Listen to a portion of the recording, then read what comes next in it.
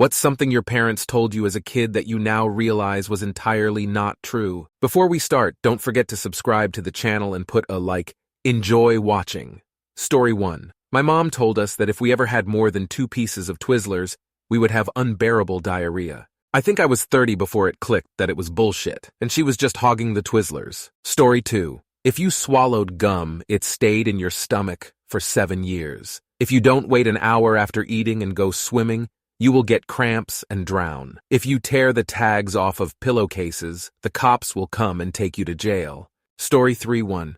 I told my own kids, Happy New Year, it's midnight, now go to bed. We were on the West Coast watching the ball drop in New York, so it was only 9 p.m. They believed it for many years, and my husband and I got to have a grown-up New Year's celebration after they fell asleep. Story 4. That cows that live in the mountains have 2 legs shorter than the others so they can stand on hills better. Fucking told everybody at school it was true. Teacher laughed in my face. I was a pretty smart kid. It just made too much sense.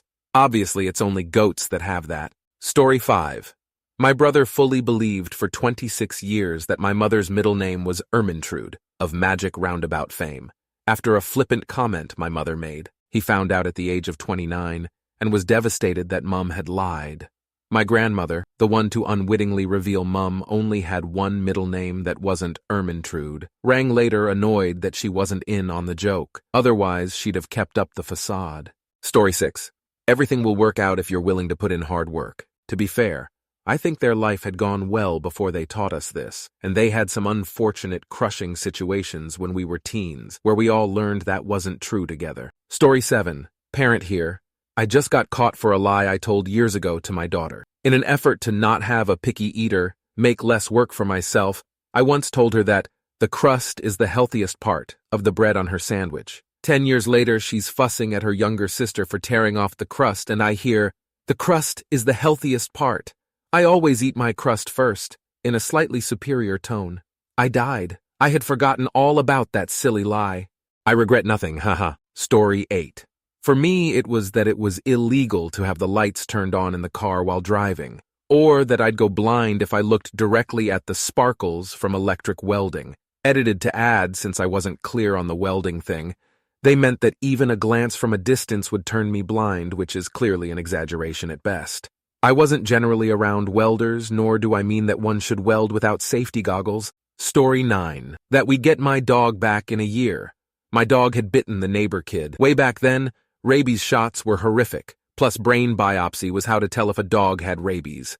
So the dog had to be killed, and my parents lied, saying he'd be back after a year of observation. A year to the day later, I asked, where's Spot? Story 10. You'll get sick if you go outside with wet hair. Makes no sense because somebody needs to infect you to make you sick. Wet hair in the cold has nothing to do with getting sick. Story 11. That you had to be 5 to go to Disney World. I was so excited on my 5th birthday, and my dad told me they changed the rules and you have to be 6.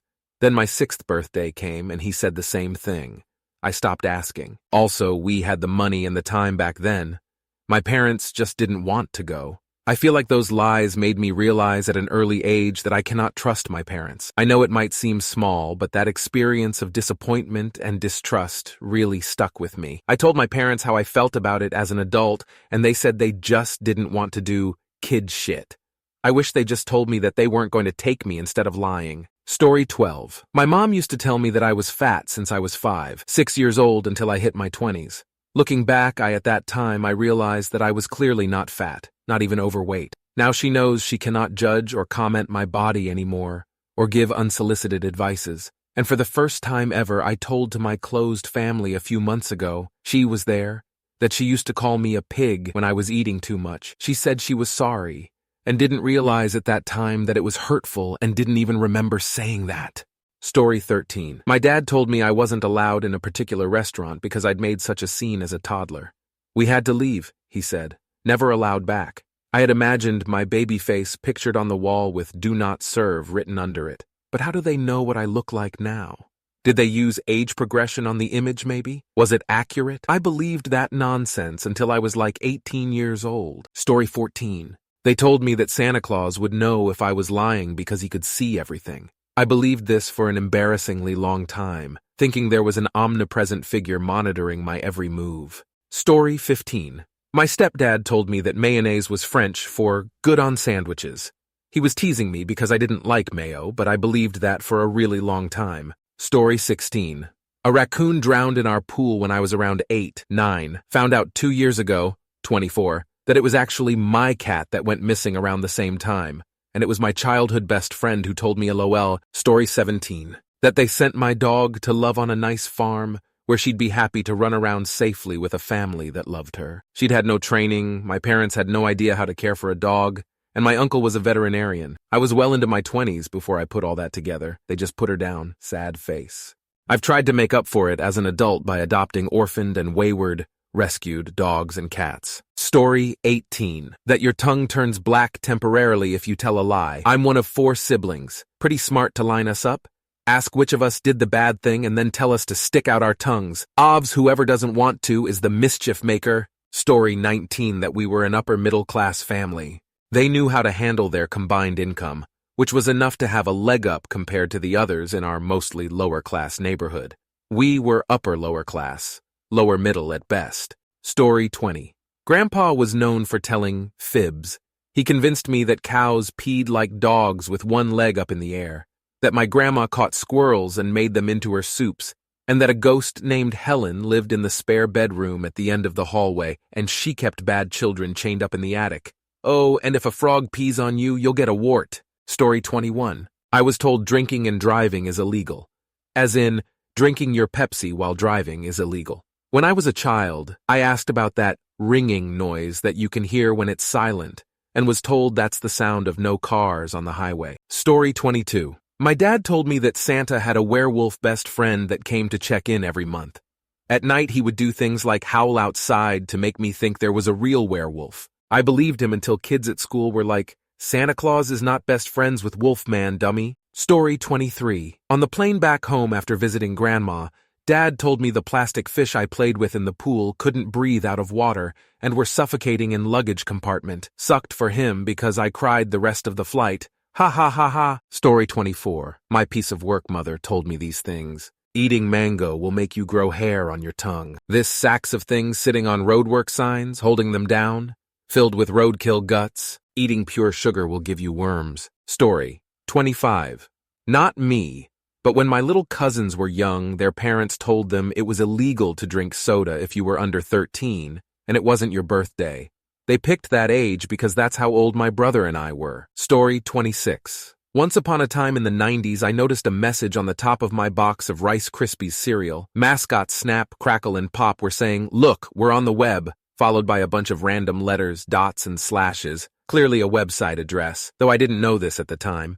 I asked my mother what the web was. She thought for a second and said, "It means the top of the box." Story 27. My mom or dad never said a word to me about my weight, and I was the fat sister. I didn't realize it at the time, but during middle school I thinned to a normal weight naturally. Then my 3 skinny sisters started talking about me being the fat sister when we were younger. Yeah, thanks guys. Story 28. My mother told me that I was inferior to my brothers because I was a girl, and that I was always crying. It may be true that I cried a lot, but just maybe that was because my mother told me I was inferior, and my brothers took that and ran with it. I mean, a little girl living with a lot of people dogging at her worth, at the place you should be most comfortable. Story 29. Your dad doesn't care about you. He does care, but my toxic mother had something going that she wouldn't give me a chance to see him. I met him again after almost 15 years, even though I'm not the shy little girl anymore. I was shocked to see him at first, but after I went back to my place, I honestly cried. So far, I'm trying my best to see him and my siblings from his side, catching up often as I can. TM also says that to my other siblings from her side. Yes, all of my siblings are half, but I don't use that when I talk or introduce them. My maternal siblings do talk to their dads often as they can too. TLDR. Toxic mother wouldn't let me see my dad, saying he doesn't care over the past 15 years. He does care, and so far I'm catching up with him since we seen each other. Story 30. My mom always told us that if we didn't sit up straight, we would get all stooped like this guy in the neighborhood who would walk by our house. I realized later he had some form of scoliosis. Nice try, Mom. Though to this day, if I catch myself slumping, I do try to sit up straighter. Story 31. My mom would routinely state that if all monies were collected and distributed equally, the wealthy would regain their wealth, and the poor would squander the cash and be poor again. Some economic Darwinism BS that rich folks want you to believe. Story 32. Pops said he beat a world-class car racer in a race, but because, for traction, he placed a bag of sand where the back seat goes, he was disqualified. Pops also said if you dismantle the whole sugar factory, he could put it back together. Story 33. Everyone being told hard work will get us somewhere is played out. Let's talk about there being someone for everyone. No, there isn't. Or the one for me died before I met them. Same difference. Now I'm not doing what I want with my life and I'm alone. I've got the best of nothing. Story 34. My dad constantly told me that eating the crust of your sandwich would put hair on your chest. I have since extended this farce to my son. Because the crust of a sandwich is just as good as the sandwich itself, fight me. Story 35. It's illegal to drive with the interior lights on in your car. I'm 35 and anytime my husband turns them on in the car, I need to immediately turn it off because I think we'll get pulled over. I have no idea why my mom had this ingrained in my head so bad. It wasn't like I was a hyper child turning them on and off or anything. Story 36. If you have questions about anything, don't be afraid to ask. And then when I did have a question about something, they would look at me and be like, seriously, I don't understand what is so hard to understand about said situation being asked about. Story 37. As a child, I was often told by adults all around that the world is a cruel and horrible place, and no one will help you. I've learned that they were neglected and abused, and the world is actually quite helpful and good. But you can't sit and expect the things to fall in your lap.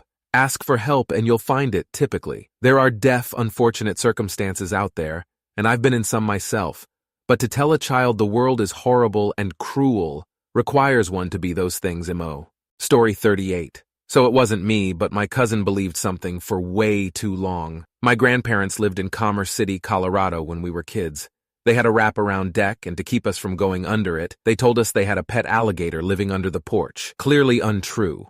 So when we are all adults, we had a family meet up at a spaghetti factory, and while we are all catching up, he says in front of everyone, "What did you guys ever do with your alligator?"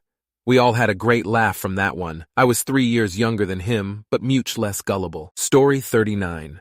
During lunch back in high school, my girlfriend at the time got on to me for standing up while eating. When asked to elaborate, she very seriously told us, "Everyone knows you get gassy if you eat standing up." The laughter then ensued when she realized it was not a real thing, and instead it was something her grandma made up when she was a kid, so that she would stay seated while eating was all time. Genuine crying, big old belly laugh. Story 40. Whenever we went to this particular convenience store, I would always beg my mom for a Jones soda. All the radioactive blue ones and the toxic green ones made their shelf look like a whole candy store. She always said no. Still, I always begged, every single time, until one day she must have gotten sick of it. That day she told me, "You can't even have a Jones soda. They're alcoholic." I believed her for years, well into adulthood. It took 21-year-old me inspecting the label trying to find the alcohol content to realize that she'd lied to me all those years ago. So I confronted her about it. A lie that plagued most of my childhood, and it turns out she has zero recollection of it. "Did I really tell you that? And you actually believed it?" "Yes, Mom, yes I did." We laugh about it every once in a while. Story 41. If you open both the freezer door and the refrigerator door all the way, and at the same time, all the eggs would break. You know, like how kids will do when looking for something to eat. I think I was in my early 20s, and I went to do exactly that, but quickly slammed the door, then actually thought about it. MH. Story 42. I posted this before. Only guys can ask out girls. As a kid and teen, my mom told me this. I think at the time I needed that rule because I was so desperate. I remember in 6th grade I thought a guy liked me only because he gave my pencil back to me. I was the girl chasing boys on the playground trying to kiss them. Now that I'm older and matured and heard my parents' own love story, I have taken the initiative, though I have to balance it because appearing and acting desperate is a red flag, regardless of gender. I've gone on one date so far because I asked him out. I think it's okay for girls to ask guys, though at some point he needs to be given the chance.